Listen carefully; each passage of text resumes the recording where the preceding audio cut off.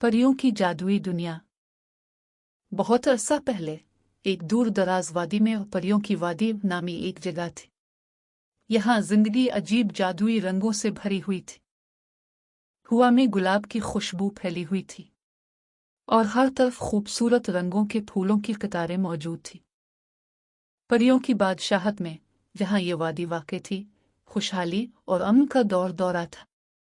लेकिन जैसा कि हमेशा होता है, अमन की यह सूरत हाल ज्यादा देर कायम न रही और एक दिन परियों की दुनिया को एक नया चैलेंज दरपेश हुआ।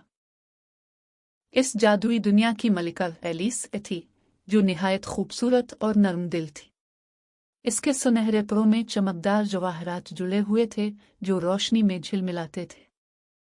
वो अपने प्रिय के लोगों का ख्याल रखती थी और हमेशा इंसाफ करती थी। मलिका एलिस की बादशाहत में तमाम परियां खुश थीं। हर शाम जब सूरज गुरूब होता, मलिका एलिस अपनी दोस्त परियों के साथ वादी की बुलंद तरीन चट्टान पर बैठती और नीले आसमान की तरफ देखते हुए कहानियां सुनाती। परियों की दुनिया अजीब व गरीब जादुई मखलूकात से भरी हुई थी। वहां की सबसे खूबसूरत परी लोना थी, जिसके परों का रंग चांदनी की तरह सफेद था। लोना को कुदरत से बेपनाह मोहब्बत थी और वो अपने दोस्तों के साथ वादी के खूबसूरत फूलों के बीच घूमती फुरती थी। इसकी दोस्त एला बहुत हुनरमंद थी और जादुई ताकतों में महारत रखती थी, जबकि फ्यूना निहायत अक्लमंद और समझदार परी थी।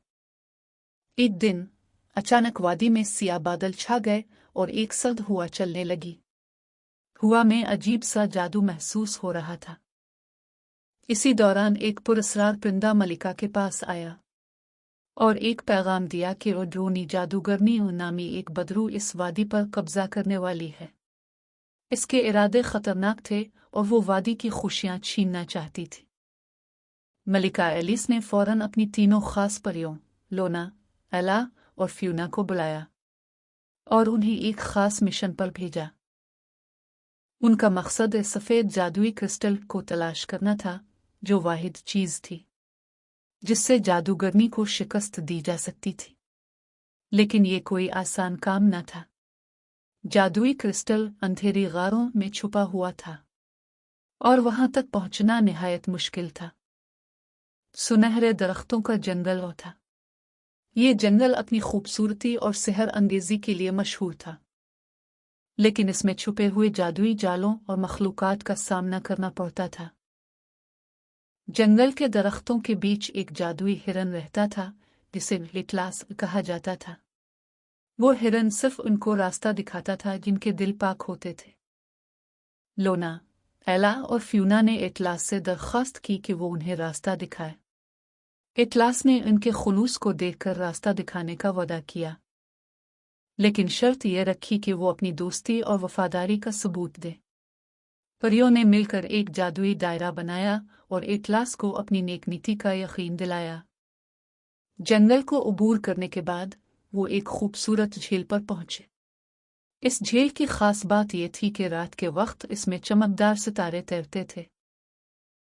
लेकिन झील के किनारे एक कदीम देव बैठा था, जो झील की हिफाजत करता था। देव ने उन्हें कहा कि अगर वो झील को पार करना चाहते हैं तो उन्हें अपनी सबसे बड़ी कमजोरी को तस्लीम करना होगा। फ्यूना, जो अक्लमंद थी, ने अपनी कमजोरी का एतराफ किया कि वो खौफ का सामना करने से डरती है। इसके एतराफ ने देव को मुतासिर किया और उसने उन्हें झील को पार करने दिया। झील को पार करने के बाद परियां अंधेरी गारों तक पहुंच गई। ये गारें बेहद खौफनाक थीं और हर तरफ अंधेरा था। लेकिन एला ने अपनी जादुई ताकतों का इस्तेमाल किया और रोशनी पैदा की। वो आगे बढ़ते गए और आखिरकार गार की सबसे गहरी जगह पर पहुंचे, जहां सफेद जादुई क्रिस्टल मौजूद था। जब परियों ने जादुई क्रिस्टल को अपने हाथों में लिया तो उन्होंने एक ताकतवर रोशनी महसूस की। इस रोशनी ने उनकी ताकतों को मजीद बढ़ा दिया। वो फौरन वापस वादी की तरफ रवाना हुई, जहां जादूगरनी ने हमला कर रखा था। लोना, एला और फ्यूना ने मिलकर जादुई क्रिस्टल की ताकत का इस्तेमाल किया और जादूगरनी को हमेशा के लिए शिकस्त दे दी। जादूगरनी की शिकस्त के बाद परियों की दुनिया में दोबारा अमन कायम हो गया। मलिका एलिस ने अपनी तीनों बहादुर परियों की तारीफ की और वादी में एक बहुत बड़ा जश्न मनाया गया।